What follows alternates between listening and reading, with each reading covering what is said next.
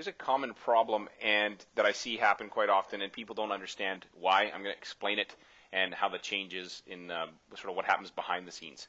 So under the problem is you go to your bank and you apply for a loan or a mortgage, and they decline you, and you maybe you even have a good relationship with them, and you don't understand how come they can't help you. And I'll kind of make this as simple as I can, but here's the old method of dealing with your bank. So if this was your bank and you needed to get a loan, and if this is you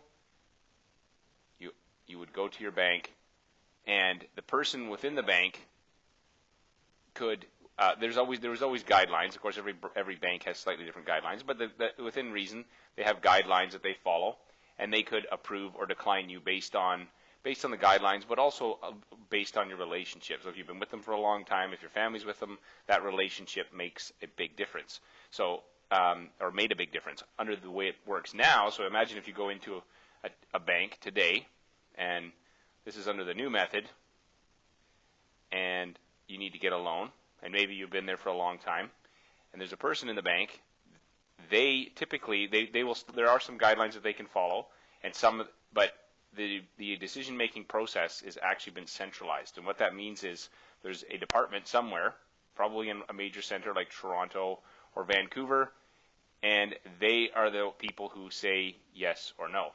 So if you can imagine, you have this wonderful relationship with your branch manager or your banker, and then you go in and for whatever reason you don't fit the guidelines, and the credit department says no, they cannot give you a loan. So at one time the relationship you had with your branch or your banker was made a big difference. In today's environment, it's not so important. And I have to point out, though, that every bank has a slightly different model. So in some credit unions, some of them are very centralized, which means that the people at the institutions have very little authority to be able to approve people, and others, there is a little bit more room.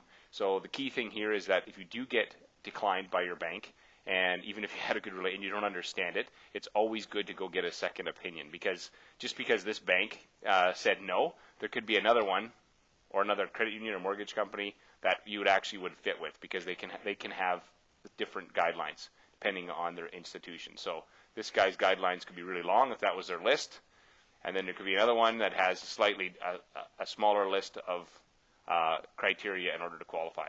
So there's a couple ways you can do that. One, you can go out and do it yourself, do the running around. The second way, obviously, being a mortgage broker, you can talk to someone like myself or a mortgage broker that you know and have them go out and search for you, because part of the key there is trying to find an institution that you have a fit with. So hopefully that hasn't happened to you, but I have seen it happen quite a bit. And if it has, now you understand why. It's not because they wouldn't necessarily want to give you, or they would probably want to give you the loan.